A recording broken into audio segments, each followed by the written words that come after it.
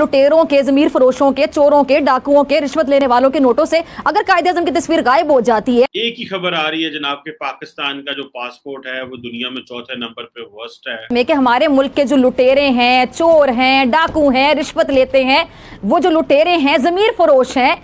अब देखिए, ये यूएस नेशनल वुमेन है, पाकिस्तान आई है टूरिज्म के लिए और वो फोर्ट मोनरो जाती है कि आपने उस खातून के साथ रेप किया, उसको पकड़ा, उसको वीडियोस बनाई, क्या क्या नहीं किया इन लोगों ने। सही है जनाब, चोर चोर चोर चोर, डाकू डाकू डाकू डाकू, भाई वो कितने मुकदमात। और पाकिस्तानियों को जरा एहसास नहीं है कि मेहमानों के साथ किस तरह पेश आना है।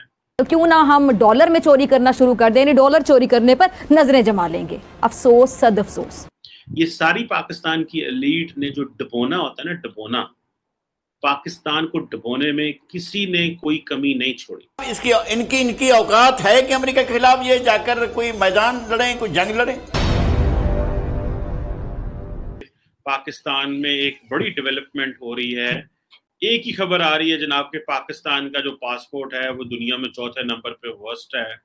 ये बेसिकली हेनले पासपोर्ट इंडेक्स है, उन्होंने ये बताया है, और वो दुनिया के जो 199 पासपोर्ट्स हैं उनको वो रैंक कर रहे हैं। एक अमेरिकन खातून जो कि आई थी, डेरा गाजी खान, वो वहाँ पे फोर्ट मोनरो गई, वहाँ पे जो उनके गाइड थे उन्होंने और वो जो खातून आई थी वो सोशल मीडिया एक्टिविस्ट और व्लॉगर थी, और उनको जो है वो दो लड़कों ने उनको पकड़ा, उनको उसमें रखा और रेप किया उनका। और पाकिस्तानियों को ज़रा एहसास नहीं है कि मेहमानों के साथ किस तरह पेश आना है। सारा पाकिस्तान तो बड़े अच्छे से पेश आता है, मेहमान नवाज कौम है, मेहमान नवाज लोग हैं। हमारे बारे में क्या क्या कहा जाता है कि खैबर पख्तूनख्वा में बड़ी मेहमान नवाजी होती है, बलोचिस्तान में बड़ी मेहमान नवाजी होती है, पंजाब में, सिंध में, बलोचिस्तान में, केपी में, गिलगित में, हर इलाके में मेहमान नवाजी होती है। लेकिन जाहिर बात है दरिंदे भी वहीं घूम रहे होते हैं। उधर से देखें, जो पाकिस्तान का जो रुपया है वो 227 पे चला गया, यानी कि $1 इज इक्वल टू 225, और जो ओपन मार्केट में आप चले जाए तो 227 तक डॉलर मिल रहा है। पाकिस्तान को जिसे कहते हैं ना, हमारे सियासतदानों ने, हमारे फैसला साजों ने, और वो लोग जिन लोगों के पास इख्तियारात जो हैं वो रखते हैं, उन्होंने पाकिस्तान को तबाह करने में किसी किस्म की कोई कमी नहीं छोड़ी हुई। ये किसी एक एक्टर का कसूर नहीं है इसमें। अगर मैं कहूँ कि एक एक्टर का कसूर है, जिस पर फवाद चौधरी सुप्रीम कोर्ट से इल्तिजा कर रहे हैं कि वो मामले को देखें। अच्छा, फवाद चौधरी ने इस बात का इंकशाफ किया है कि हुकूमत ने तहरीक इंसाफ के पंजाब के रुकन असम्बली मसूद मजीद का ज़मीर ख़रीद लिया है और मसूद मजीद को मुबैना तौर पर 40 करोड़ रुपए देकर तुर्की रवाना कर दिया गया है। अच्छा, पैसों के बदले ये जो ज़मीर बेचने पर मैंने हाल ही में अभी एक फ़िल्म देखी, कायदे-ए-आज़म जिंदाबाद, शायद आप में से भी बहुत से लोगों ने देखी हो। अब ये फिल्म जो है, जिन्होंने देखी उनको तो पता होगा, जिन्होंने नहीं देखी मैं थोड़ा बता दूं कि इस फिल्म में मैंने ये सिनेमा में जाके फिल्म देखी, तो काफ़ी अरसे बाद मैंने सिनेमा जाके कोई फिल्म देखी। अच्छा, इस फिल्म की कहानी का जो निचोड़ है वो ये है कि इस फिल्म में जो रिश्वत लेते हैं या लुटेरे कह लें, लुटेरों के जो नोट थे, उससे कायदे-ए-आज़म की तस्वीर ही गायब हो जाती है। अब जारी बात है, कायदे-ए-आज़म की तस्वीर गायब हो गई तो वो खरीदो फरोख्त नहीं कर सकते थे, उन पैसों का इस्तेमाल नहीं कर सकते थे। अब उनको समझ नहीं आ रहा था हम क्या करें, तस्वीर कैसे वापस लेकर आएँ। अब ये जो लुटेरे थे ना, कहानी दिलचस्प तब हुई जब वो जिसको बताते थे नोटों के बारे में कि जी नोटों में से कायदे-ए-आज़म की तस्वीर मिट गई, जिसको बताते थे, सुनने वाले के साथ भी यही होता था कि उसके नोटों से भी कायदे-ए-आज़म की तस्वीर मिट जाती थी। आप यकीन जानिए, मैं दिल पे हाथ रख के कहती हूँ, मुझे पता है ऐसा हो नहीं सकता, लेकिन अचानक मेरे दिल में ये आया कि काश ये जो फिल्म में हो रहा है हकीकत में भी ऐसा हो। अगर ऐसा हो जाता है तो हकीकत में कि हमारे मुल्क के जो लुटेरे हैं, चोर हैं, डाकू हैं, रिश्वत लेते हैं, वो जो लुटेरे हैं, ज़मीर फरोश हैं, उनके नोटों से अगर कायदे-ए-आज़म की जो तस्वीर है वो मिट जाए और वो भी इतने ही परेशान हो जाएं कि क्या करें। लेकिन फिर मैंने साथ ही सोचा कि अगर हकीकत में ऐसा होगा तो आपको पता क्या होगा। फिल्म में भी कुछ लोग ऐसे दिखाए गए थे कि जो हाई लेवल के लुटेरे होते हैं वो क्या करते हैं कि जो उन्होंने कहा कि हमने पैसे डॉलर में क्यों नहीं पकड़े। तो फिर मेरे जहन में ये है कि अगर हकीकत में ऐसा हो गया कि लुटेरों के, ज़मीर फरोशों के, चोरों के, डाकुओं के, रिश्वत लेने वालों के नोटों से अगर कायदे-ए-आज़म की तस्वीर गायब हो जाती है तो वो भी यही बात करेंगे कि क्यों ना हम डॉलर में चोरी करना शुरू कर दें, डॉलर चोरी करने पर नजरें जमा लेंगे। अफसोस, सद अफसोस। वैसे हकीकी ज़िंदगी में ऐसा हो नहीं सकता, नहीं होता, लेकिन अगर हो जाए तो यकीन मानिए पैसों के बदले अपने ज़मीर बेचने वाले लोटों को तो दिन में तारे नजर आ जाएंगे। ऐसा ही है ना नाजरीन? वो जो मुआशरा है वो जवाल का शिकार है।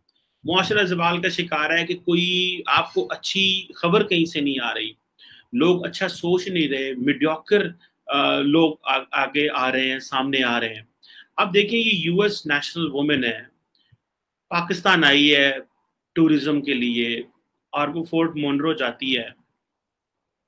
अब ये अब आप इसकी इमेजिन कर लें कि आपने उस खातून के साथ रेप किया, उसको पकड़ा, उसको वीडियोस बनाई, क्या क्या नहीं किया इन लोगों ने, और क्या पाकिस्तान की क्या डिमांड है।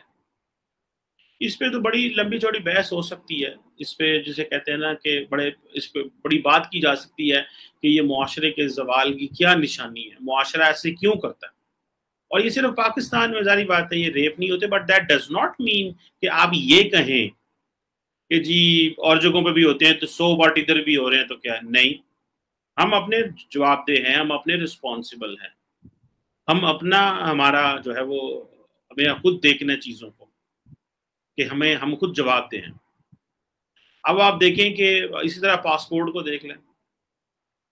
मैं आज देख रहा था कि साउथ कोरिया हो, सिंगापुर हो, बाकी ममालिक हो, किस तरह अच्छे अच्छे छोटे छोटे मुल्क हैं, कोई ज़रूरी तो नहीं कि बहुत बड़े मुल्क हैं। इंडिया का मेरा ख्याल है 87 नंबर पर रैंक हुआ है, इसी तरह मॉरिशस का, ताजिकिस्तान का, ठीक है जी, बड़े पैमाने पे, और बांग्लादेश 104 नंबर पे है, ठीक है जी। और आप देख लें कि अब हम कहाँ खड़े हों। सो ये जो दुनिया हमारी मिसाल जो है वो सीरिया से दे रहे हैं, इराक से, अफगानिस्तान से, ये वो फिर कहते हैं जी कि हाँ अच्छी खबरें दें पाकिस्तान के बारे में। ये सारी पाकिस्तान की एलीट ने जो डबोना होता है ना, डबोना, पाकिस्तान को डबोने में किसी ने कोई कमी नहीं छोड़ी, सब ने अपना अपना रोल प्ले किया। कुछ तूफाने बदतमीजी, मैं पहली दफा ये लफ्ज इस्तेमाल कर रहा हूँ, जो तूफाने बदतमीजी मचाए जाते हैं, कभी उस पर बात की जाती है? कभी मौलाना साहब के बारे में जिस तरह से जुबान इस्तेमाल, मैं उनका ना फॉलोअर हूँ ना मैं उनका सियासी हामी हूँ।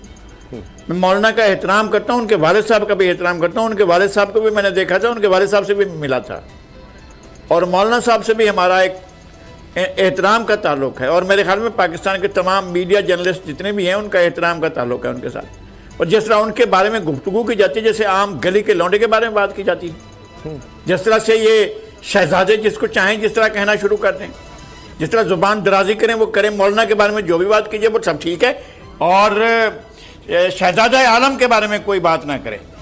शहजादा आलम जो जिहाद पर निकला है, और किसके खिलाफ जिहाद पर निकला है हमें आज तक पता नहीं चला है। किसके खिलाफ?